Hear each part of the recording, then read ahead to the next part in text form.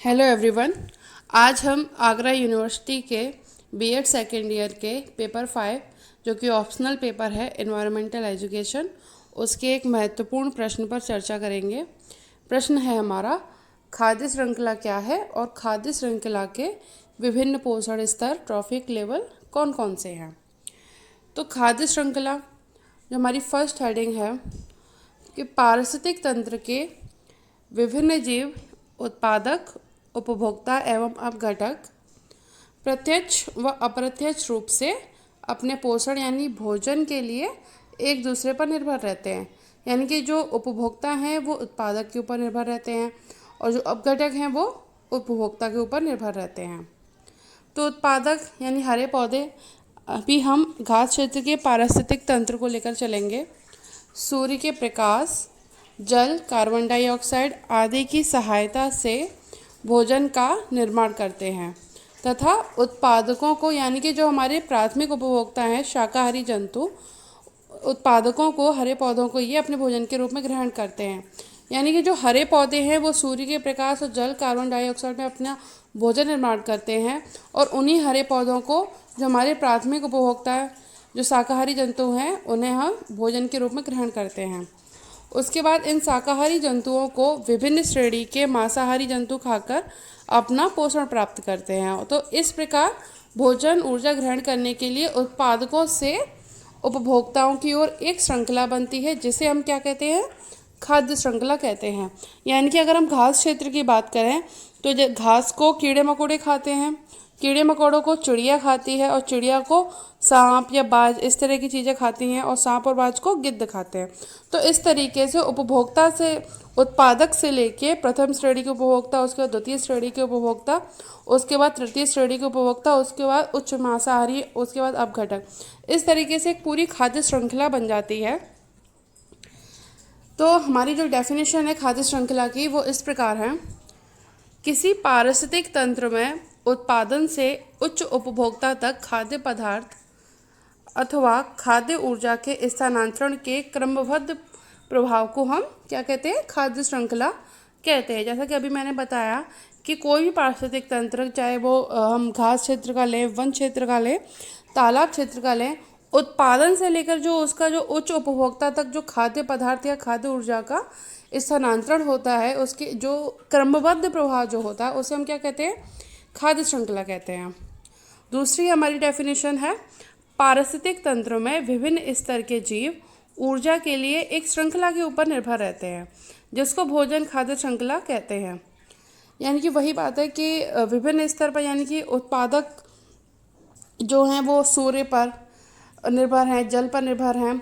उसी प्रकार जो हमारे प्रथम श्रेणी के उपभोक्ता हैं जो शाकाहारी जंतु हैं वो हमारे उत्पादकों पर निर्भर हैं और जो हमारे जो द्वितीय श्रेणी के उपभोक्ता हैं वो हमारी प्रथम श्रेणी के उपभोक्ता पर निर्भर है। इस प्रकार से ये एक श्रृंखला के रूप में ऊपर जो निर्भर है इसे हम खाद्य श्रृंखला कहते हैं।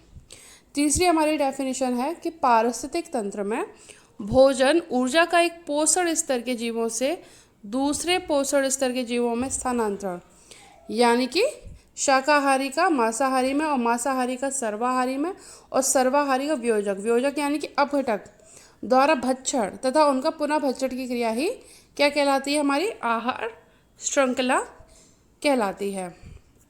इसके बाद हमारा उदाहरण है, पहला जो हमारा उदाहरण है वो है तालाब का पारिस्थितिक तंत्र में खाद्य श्रृंखला।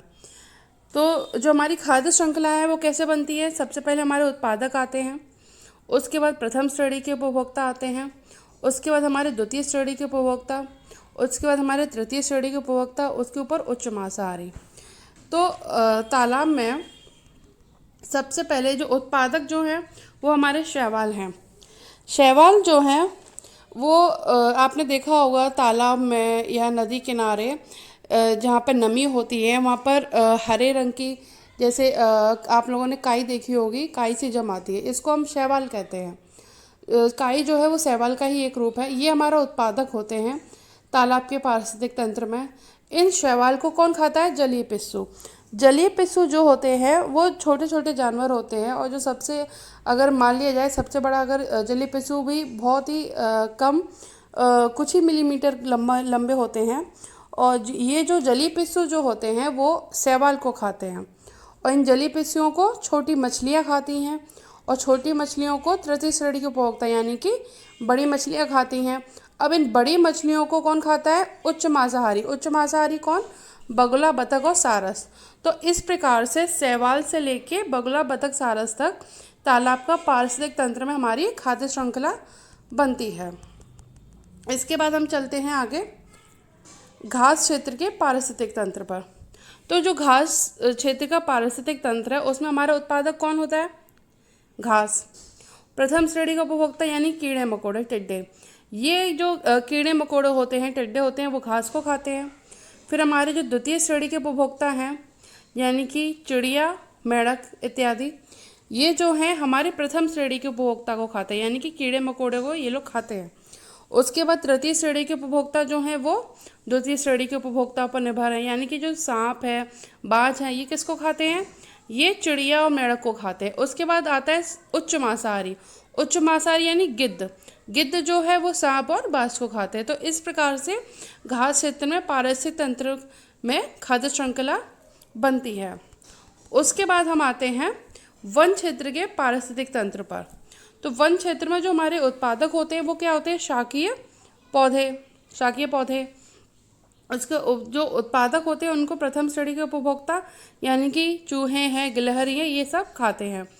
और इनको जो द्वितीय श्रेणी के उपभोक्ता हैं, बिल्ली यानी कि ये इनको खाता है। बिल्ली को जंगली कुत्ता खाता है, जंगली कुत्ता को शेर खाता है। और इसी प्रकार हमारे वन क्षेत्र में पारिस्थितिक तंत्र में खाद्य श्रृंखला बनती है। इसके बाद हम आते हैं टुंड्रा प्रदेश के पारिस्थितिक तंत्र की ओर। टुंड्रा प्रदेश में लाइकेन और शैवाल। शैवाल तो मैंने आपको बताया, जो तालाब है, नदी है, उसके किनारे आपने देखा होगा जो काई जम जाती है वो भी शैवाल का रूप है। इसी प्रकार से हमें नदी किनारे जो हरे हरे रंग के हमको काई जैसा दिखता है वो शैवाल है। लाइकेन जो होता है वो शैवाल और फंगस यानी कि जो शैवाल और जो कवक जो होता है उन दोनों को मिला के जो बनता है वो होता है हमारा लाइकेन। तो लाइकेन हमारा शैवाल और कवक का मिश्रित रूप है। तो टुंड्रा प्रदेश में लाइकेन को और शैवाल को कौन खाता है? रेंडियर। रेंडियर जो है वो हिरन की एक प्रजाति है जो कि उत्तरी आर्कटिक में मिलती है, कनाडा में मिलती है, उत्तरी रूस में मिलती है, यानी कि नॉर्थ अमेरिका में मिलती है, अलास्का में मिलती है। ये हिरन की ही एक प्रजाति है। तो लाइकेन और शैवाल को कौन खाता है? रेंडियर खाता है। और रेंडियर को कौन खाता है? मनुष्य, यानी कि उच्च मांसाहारी। टुंड्रा प्रदेश में जो पारिस्थितिक तंत्र में जो खाद्य श्रृंखला है वो इस प्रकार से पूरी होती है। उसके बाद हमारी हेडिंग है खाद्य श्रृंखलाओं के प्रकार, टाइप्स ऑफ फूड चेन। तो ओडम जो कि एक वैज्ञानिक हैं, उन्होंने खाद्य श्रृंखलाओं को मेन रूप से दो भागों में वर्गीकृत किया है। वो दो भाग हैं हमारे। फर्स्ट है हमारा चारण यानी कि शाकवर्ती खाद्य श्रृंखला, ग्रेजिंग फूड चेन। दूसरी है हमारी अपरत खाद्य श्रृंखला यानी कि डेट्रिटस फूड चेन। चारण शाकवर्ती खाद्य श्रृंखला यानी कि इस प्रकार की खाद्य श्रृंखला हरे पादपों से प्रारंभ होती है, यानी कि ये पौधों से प्रारंभ होती है और चरने वाले शाकाहारी जंतुओं से होते हुए, चरने वाले शाकाहारी जंतु बकरी है, गाय है, भेड़ें हैं, इनसे होते हुए ये मांसाहारी जंतुओं तक जाती है। मांसाहारी जंतु हैं हमारे शेर है, चीता है, इस तरीके तक, और गिद्ध है, इस तरीके से ये जाती है। तो एक जलीय पारिस्थितिक तंत्र में, अब ये तो हुई घास क्षेत्र की बात, अगर हम जलीय पारिस्थितिक तंत्र की बात करें तो वह चारण खाद्य श्रृंखला कैसे काम करती है। तो इस जलीय पारिस्थितिक तंत्र में ये जो खाद्य श्रृंखला शुरू होती है पादप प्लवक यानी कि फाइटो प्लांक्टन से। फाइटो प्लांक्टन मतलब प्लवक का मतलब तैरने वाले। शैवाल से शुरू होकर ये जाती है कहाँ तक? प्राणी प्लवकों तक, यानी कि जलीय पिस्सियों तक। जलीय पिस्सियों से ये जाती है छोटी मछलियों तक, और छोटी मछलियों से जाती हुई ये जाती है बड़ी मछलियों तक। तो इस प्रकार से जो चारण खाद्य श्रृंखलाएं जो हमारी प्रत्यक्ष रूप से किस पर निर्भर है? सौर ऊर्जा पर निर्भर करती हैं। क्योंकि ये शुरू कैसे होती हैं? ये शुरू होती हैं घास क्षेत्र में भी ये शुरू होती है पौधों से, और जलीय क्षेत्र में भी ये शुरू होती है पादप प्लवकों से। और जाति कहाँ तक है? उच्च मांसाहारी तक। तो ये प्रत्यक्ष रूप से सौर ऊर्जा पर निर्भर है और ये लंबी होती हैं और ये ऊर्जा की दृष्टि से भी बहुत महत्वपूर्ण होती हैं। उसके बाद हमारी जो चारण खाद्य श्रृंखला जो है, इसको भी हमें इन दो भागों में हमने इसको बांटा है। पहला जो है हमारा है पर्वतशीय श्रृंखला। पर्वतशीय श्रृंखला यानी कि यह श्रृंखला पादपों से प्रारंभ होती है और पादपों से प्रारंभ होकर ये छोटे जंतुओं से होती हुई बड़े जंतुओं में जाती है। जैसा कि अभी हमने देखा कि घास क्षेत्र में घास से शुरू होती है, घास को कीड़े मकोड़े खाते हैं, कीड़े मकोड़ों को चिड़िया खाती है, चिड़िया को सांप या बाज खाता है और सांप बाज को गिद्ध खाता है। तो इस प्रकार से ये पूरी श्रृंखला पूरी होती है। दूसरी हमारी परजीवी श्रृंखला। अब परजीवी श्रृंखला क्या है? जो परजीवी जो श्रृंखला जो हमारी होती है वो हमारी शुरू होती है पेड़ों से शुरू होकर ये पेड़ यानी कि पेड़ पर चिड़िया निर्भर है। चिड़िया को जब चिड़िया मर जाती है, चिड़िया को टिड्डे खाते हैं। टिड्डे जब मर जाते हैं तो उनको मक्खी या सूक्ष्म जीव खाते हैं। तो इस प्रकार से ये हमारी परजीवी जो श्रृंखला जो होती है वो हमारी पादपों से प्रारंभ होती है, यानी कि पेड़ पौधे से प्रारंभ होती है, बड़े जीवों की ओर जाती है, बड़े जीवों से ये छोटे जीवों में जाती है। यानी कि सबसे पहले पेड़ों पर ये पेड़ों की पत्तियां हैं, फल हैं, चिड़ियों ने खाया। चिड़ियों को टिड्डे हैं, उन्होंने खाया। और टिड्डों को मक्खी हैं, कीड़े मकोड़े हैं छोटे मोटे, उन्होंने खाया। तो ये हमारी क्या कहलाती है? परजीवी श्रृंखला। उसके बाद हमारा आता है अपरत खाद्य श्रृंखला। इसमें क्या होता है कि इस प्रकार की खाद्य श्रृंखलाएं मृत जैविक पदार्थों से प्रारंभ होकर सूक्ष्म जीवों तक जाती हैं। मृत जैविक पदार्थों का अपघटन करने वाले इन सूक्ष्म जीवों को हम क्या कहते हैं? अपरतकारी या अपघटनकर्ता कहते हैं। इसके अंतर्गत क्या आते हैं? बैक्टीरिया हैं, कवक हैं, ये सब क्या है? हमारे अपरतकारी या अपघटनकर्ता। तो अपरतकारी जीव मृत जैविक पदार्थों को अपघटित करके पृथ्वी को साफ रखने का कार्य करते हैं और साथ साथ ये क्या करते हैं? खनिजों के चक्रण में भी इनका बहुत ही इम्पोर्टेंट रोल होता है। अगर हम उदाहरण को देखें, जो लाल मैंग्रोव वन होते हैं जो समुद्री क्षेत्र में जो पाए जाते हैं, वहाँ पर जो राइजोफोरा के गिरे हुए पत्ते, राइजोफोरा एक पेड़ होता है, उसके गिरे हुए पत्ते हैं, इस श्रृंखला को प्रथम स्तर मानते हैं, यानी कि ये हमारे उत्पादक हैं। ठीक है। अब इनको जो हमारे अपरतकारी जीव हैं, बैक्टीरिया है, कवक है, प्रोटोजोआ है, वो इनको खाएंगे। जो हमारे गिरे हुए पत्तों को बैक्टीरिया कवक ने खाया, उसके बाद ये क्या करते हैं? इनको खा के इनको अजैविक तत्वों में बदल देते हैं और जब ये अपरतकारी अंततः उपभोक्ताओं जैसे कीटों के लार्वे, सीपियों, नेमटोड आदि का भोजन बनते हैं। तो क्या हुआ? सबसे पहले जो पत्ते थे, पत्तों को बैक्टीरिया कवक इन्होंने खाया और जो बैक्टीरिया कवक ने जब इनको अजैविक तत्वों में बदल दिया, उसको किसने खाया? उसको कीटों के लार्वे हैं, सीपी, नेमाटोड ने खाया। उसके बाद लार्वे हैं, सीपियाँ हैं, नेमाटोड, ये किसका भोजन बनते हैं? ये हमारी मछलियों का भोजन बनते हैं। तो इस प्रकार से हमारी पूरी अपरत खाद्य श्रृंखला बनती है। इसके बाद हमारी हेडिंग है खाद्य श्रृंखला के विभिन्न पोषण स्तर। तो खाद्य श्रृंखला में जिस बिंदु पर एक जीव से दूसरे जीव में ऊर्जा का स्थानांतरण होता है उसे पोषण स्तर कहते हैं। जैसे कि घास क्षेत्र को लेकर अगर हम चलें तो घास क्षेत्र में जो हमारे उत्पादक हैं, घास को खाते हैं शाकाहारी जंतु यानी कि हमारे प्राथमिक उपभोक्ताओं को हमारे खाते हैं द्वितीयक उपभोक्ता यानी कि जो हमारे चिड़िया है, मेंढक है, इस तरीके। और जो द्वितीय श्रेणी के उपभोक्ता उनको खाते हैं तृतीय श्रेणी के उपभोक्ता, जो सांप है, बाज है। तो इस प्रकार से जैसे ये हमारा जो खाद्य श्रृंखला जैसे जैसे चलती है, उत्पादक से प्रथम श्रेणी के उपभोक्ता को, प्रथम श्रेणी के उपभोक्ता से द्वितीय श्रेणी के उपभोक्ता, द्वितीय श्रेणी के उपभोक्ता से तृतीय श्रेणी के उपभोक्ता, उसके बाद उच्च मांसाहारी तक। तो इस प्रकार से इस पोषण स्तर भी बनते जाते हैं। ठीक है। इसके बाद आगे हम चलते हैं। तो पहला हमारा जो पोषण स्तर है वो क्या है? यह आधार स्तर स्वपोषित या प्राथमिक उत्पादक जीवों का होता है। यानी कि जो पोषण स्तर 1 है वो हमारा इसमें क्या है, हमारे पेड़ पौधे सम्मिलित हैं। इसमें क्या होता है कि पेड़ पौधे क्या करते हैं, प्रकाश संश्लेषण विधि से भोजन निर्माण करते हैं और ये दूसरे जीवों का भोजन स्रोत बनते हैं।